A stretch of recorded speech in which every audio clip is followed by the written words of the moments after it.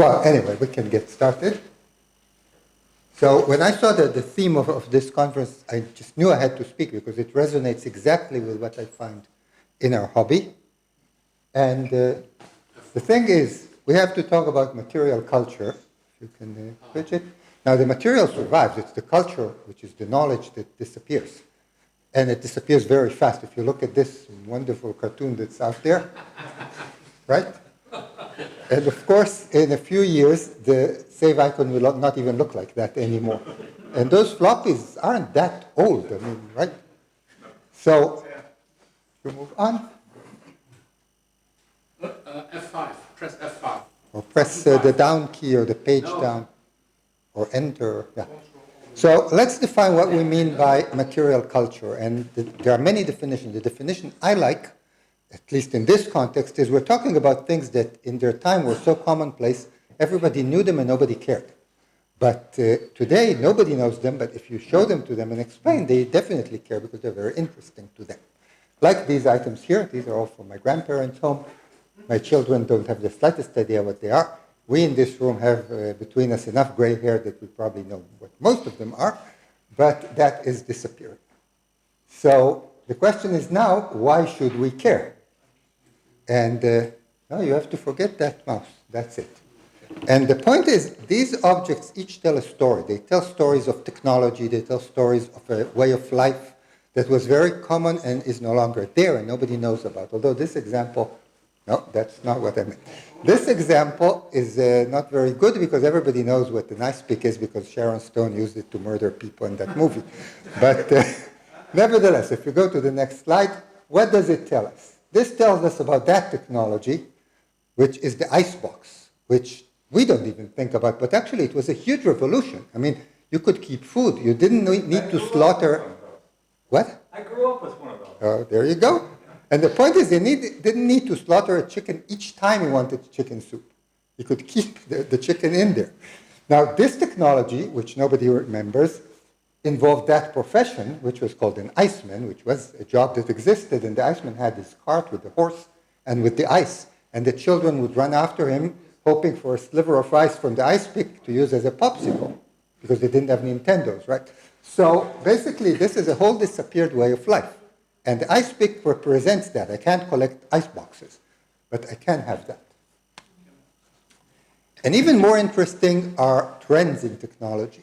Because, you know, floppies are okay, but if you show somebody this progression from punched paper tape, which you probably never saw, to these tiny cards of today, and you see how things get smaller and how fast it happened, that's much, much more interesting to people.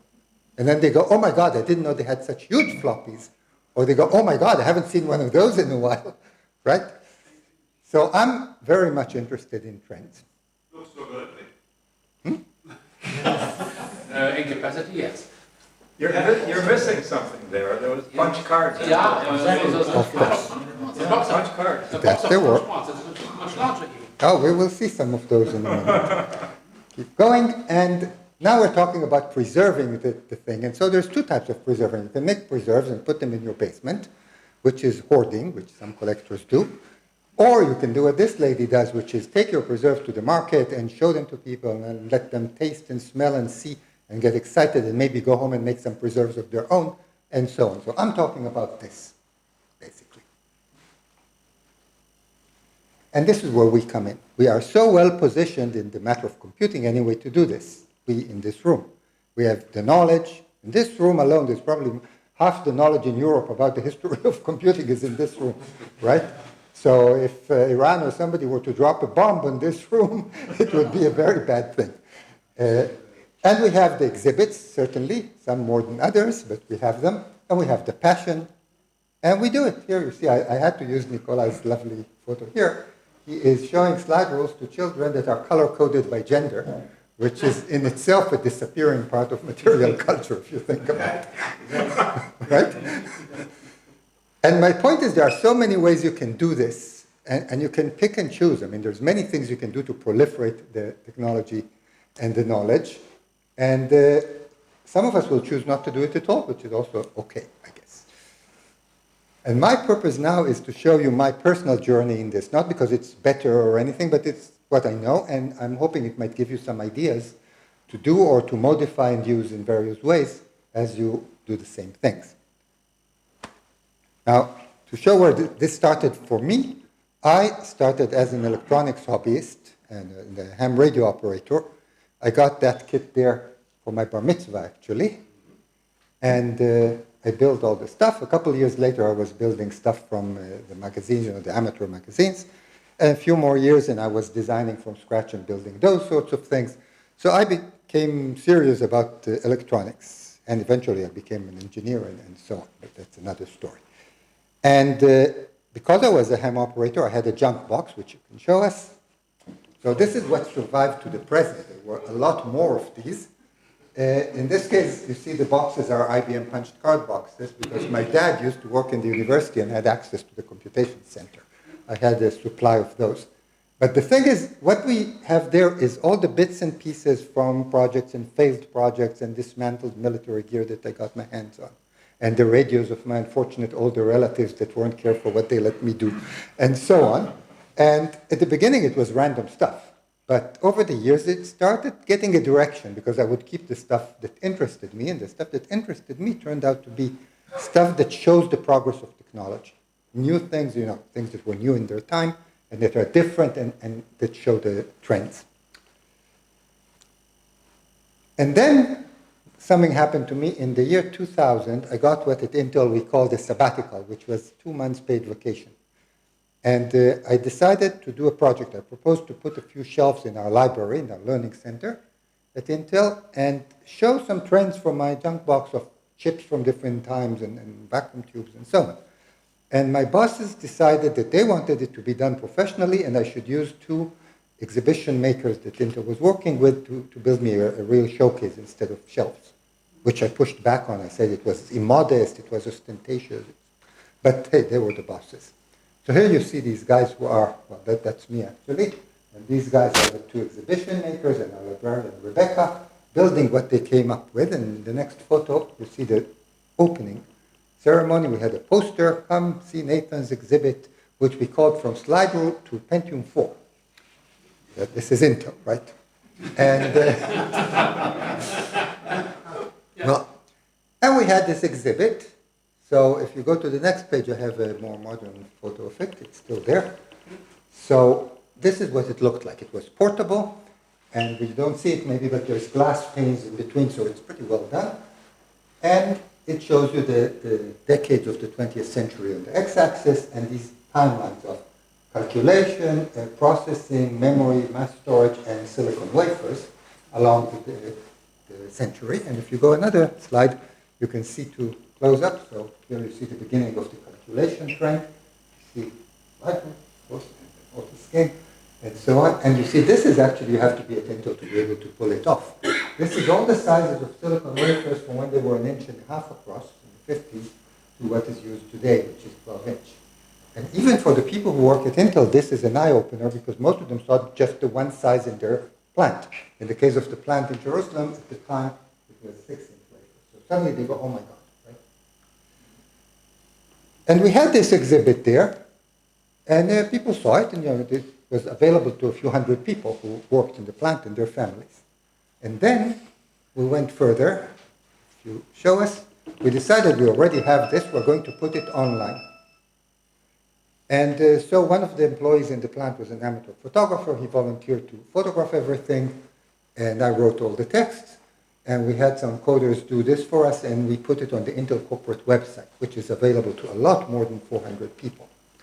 And in fact, this got some press coverage. So suddenly you could navigate all these timelines interactively on the web, which is a good thing. Let's see what's next. Then something miraculous happened. There was this lady who worked in my group in Santa Clara in California, and she wanted to see this exhibit, but it was very expensive to send it over, of course. So the lady, who was very resourceful, went to the Intel Central Shipping Department and convinced them that their dearest wish is to ship my thing from site to site all over the United States and pay for it out of their budget. And she convinced them. I gave her a slide rule in recognition. I mean, this is incredible. So now we have this exhibit. You see it up there in Folsom. That's me. And my boss's boss's boss.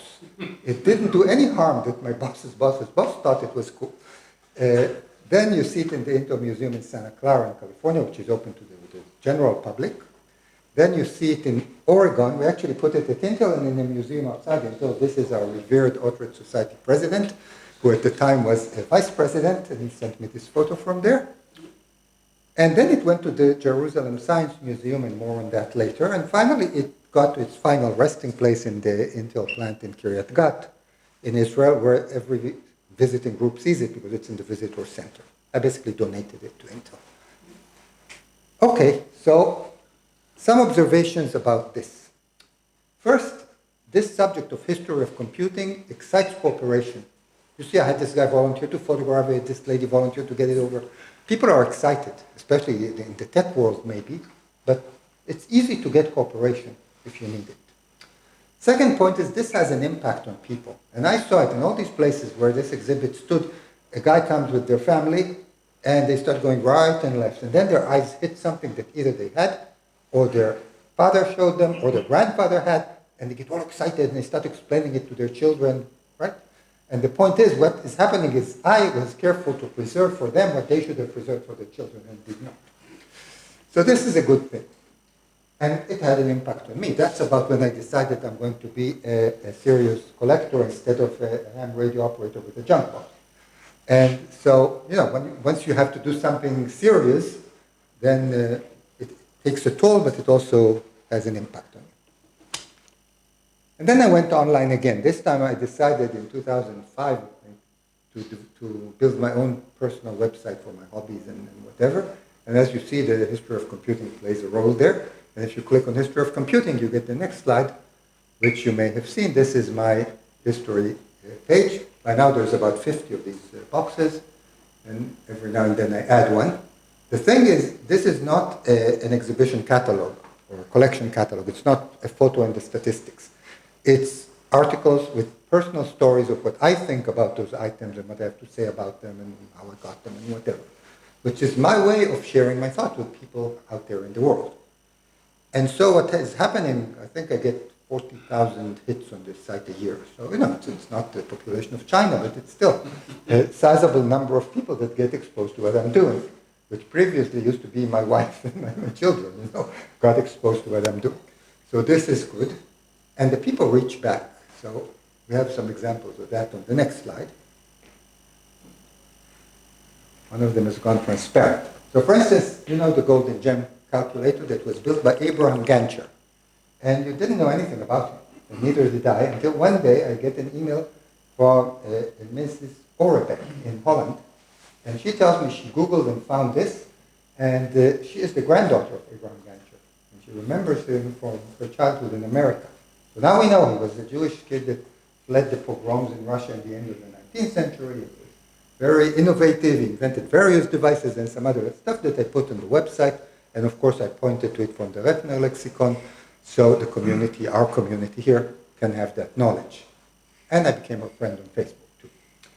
Or here is Rob's commercial calculator, which is a book of mathematical tables for farmers, hog bellies and bushels of corn and all that stuff from the 19th century.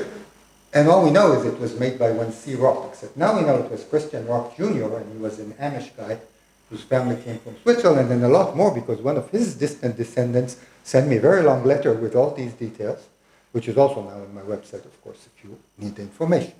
And then there's the invisible spiral here, which is used for communication engineering calculations. And what happened there is this year a student from Brazil sent me an email. They're doing a conference about that particular branch of engineering, and they want to give every speaker a spiral. So they can't get them, of course, they're quite rare. So he wanted me to scan quality scans and send them to him, and he's going to produce them, which will be interesting.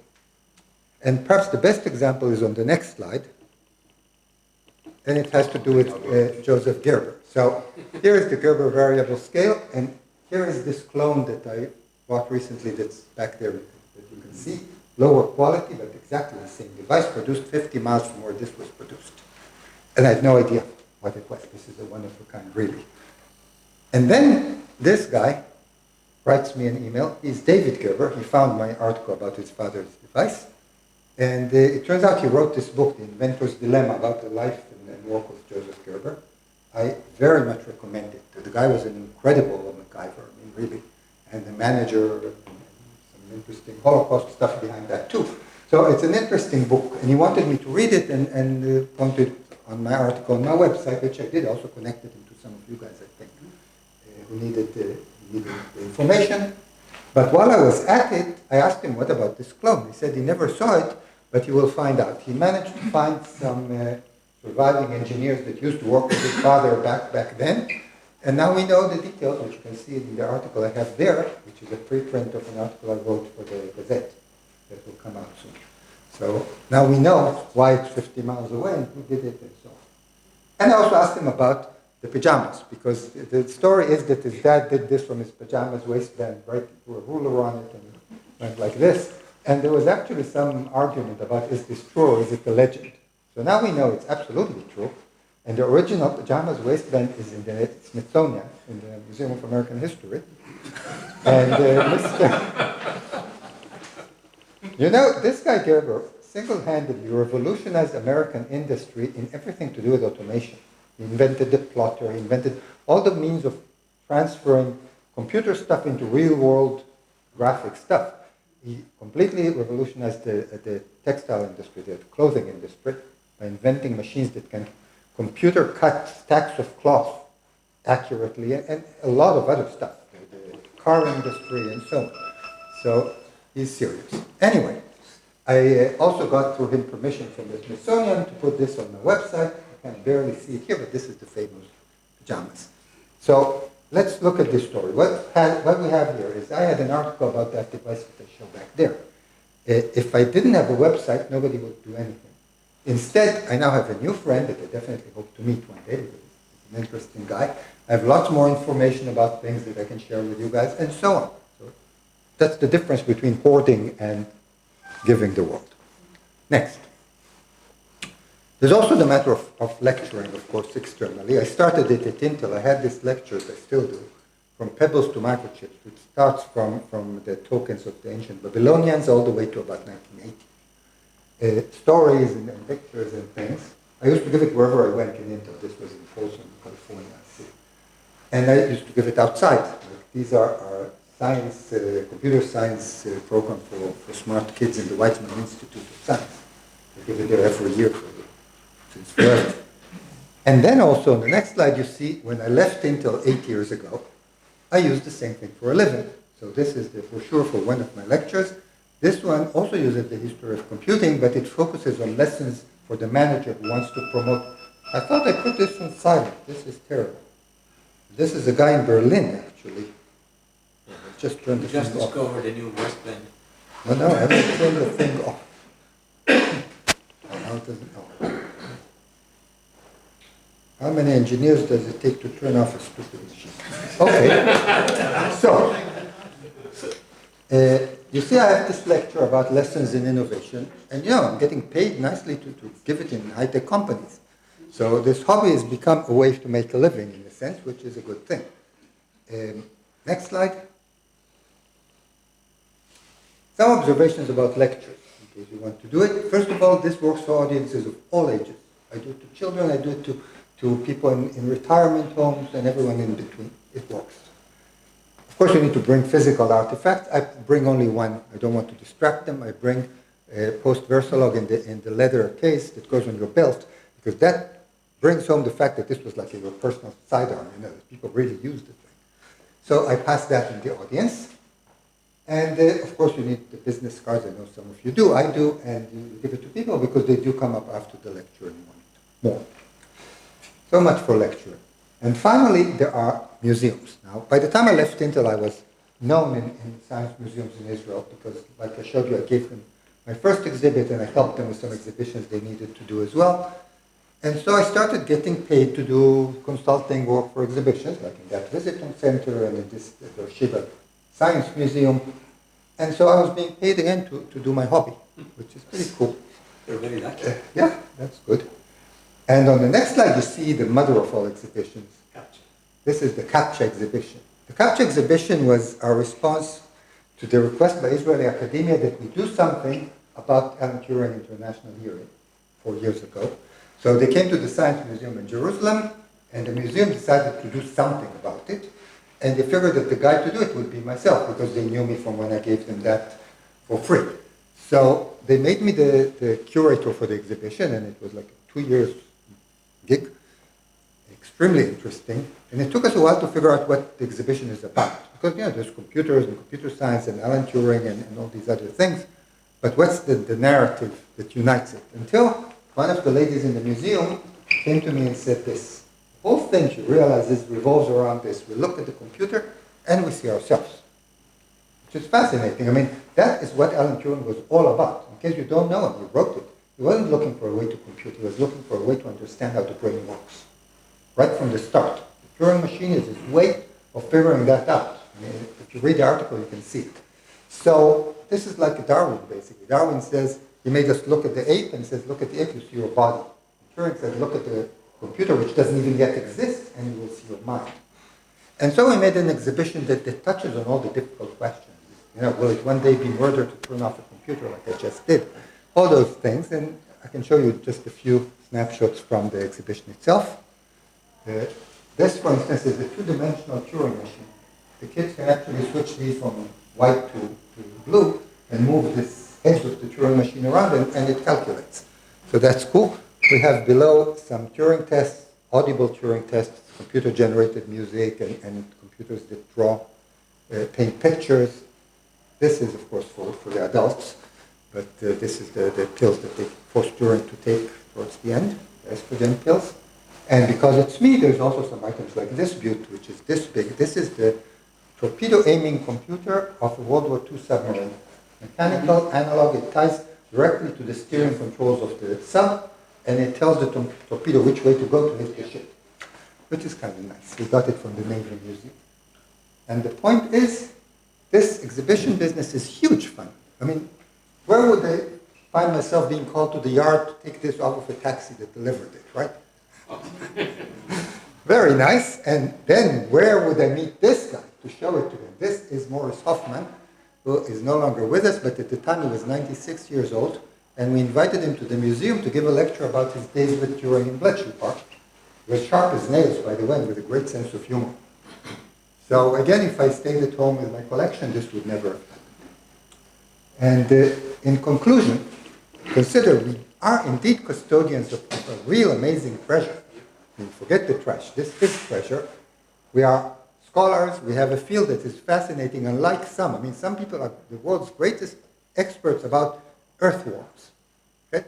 Great, but it doesn't excite people as much as what we do. That's the selling point. And we are part of the treasure because we are living relics. I mean, we can operate this library, right?